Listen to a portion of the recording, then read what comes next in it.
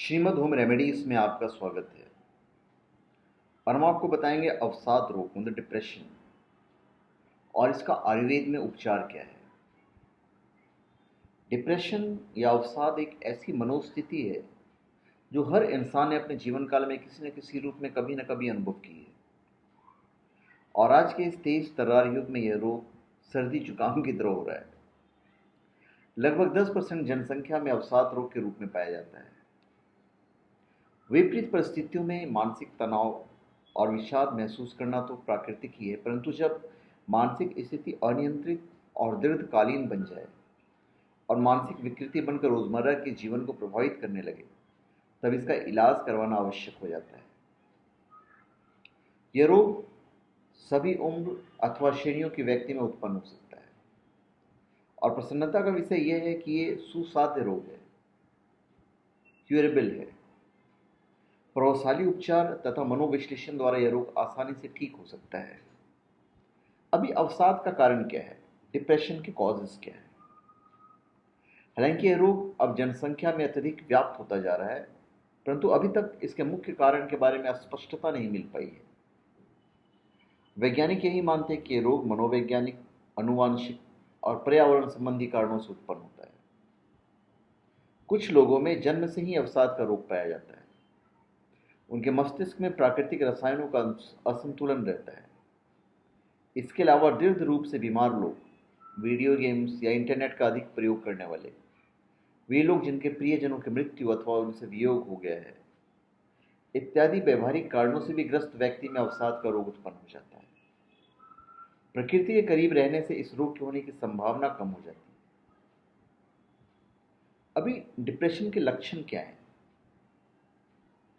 आत्महत्या का विचार आना, आत्मविश्वास की कमी आना, खालीपन की भावना, अपराध भाव से ग्रसित होना, सामाजिक अलगाव और चिड़चिड़ा स्वभाव, निर्णय लेने में असमर्थता, बहुत अधिक अथवा बहुत कम सोना। इसका उपचार मैं आपको बताता हूं आयुर्वेद के हिसाब से। इस रोग के इलाज में साइकोथेरेपी और दवाई दोनों का ही उपयोग किया जाता है। मामूली अवसाद केवल मनोविश्लेषण द्वारा निवृत्त हो जाता है, परंतु गहरे अवसाद का उपचार दवाइयों से किया जाता है। अवसाद विरोधी दवाइयां मस्तिष्क में रासायनिक असंतुलन को ठीक करती है, जो असंतुलन होता है, और माना जाता है कि इस प्रकार ये अवसाद को दूर कर देती है। परंतु आपको जानकर हैरानी होगी कि इन दवाइयों के दुष्प्रभाव से रोगी में आत्महत्या के विचार आने लगते हैं या फिर घबराहट के दौरे पड़ सकते हैं। अन्य भी बहुत से साइड इफेक्ट्स इन दवाइयों से होते हैं। परंतु यदि आप आत्मबल को मजबूत करने की चेष्टा करें और आयुर्वेदिक चिकित्सा के मूलभूत सिद्धांतों को समझकर उपचार करें, तो इस रोग से मुक्ति प्राप्त कर स्वास्थ्य की ओर उन्मुख किया जा सकता है।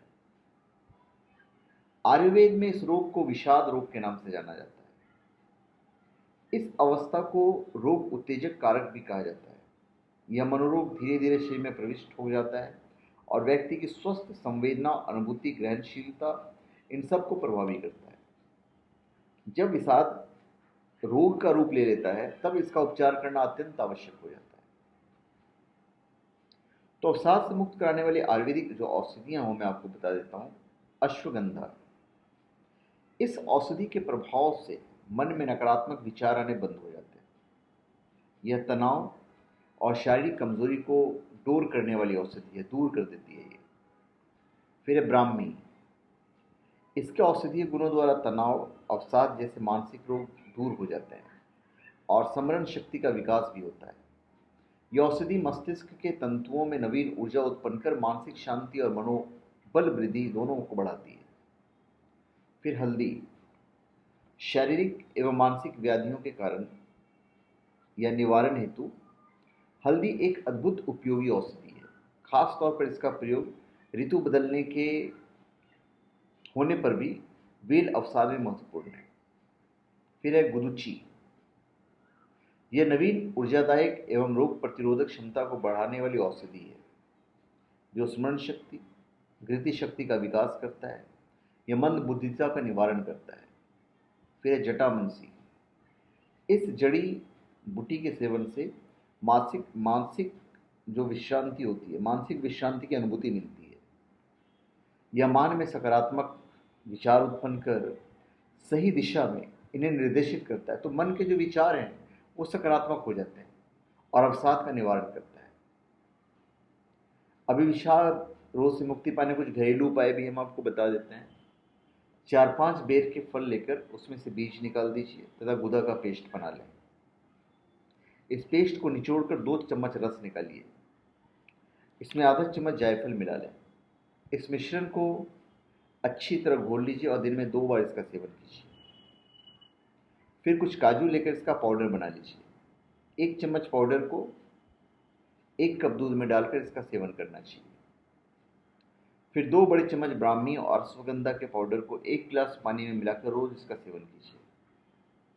रोगी को हर समय किसी सकारात्मक कार्य में व्यस्त रहना चाहिए। इससे मन व्यर्थ की सोच विचार में बचता है और इधर उधर मन नहीं भटकेगा। फिर व्यक्ति को अनेक प्रकार की सरल कार्य करने को दें। प्राप्त विश्राम और ध्यान की विधियों द्वारा सकारात्मक ऊर्जा का निर्माण करें। तो धन्यवाद। आप हमारे चैनल पर सब्सक्राइब करें और अपने कमेंट दीजिए। धन्यवाद।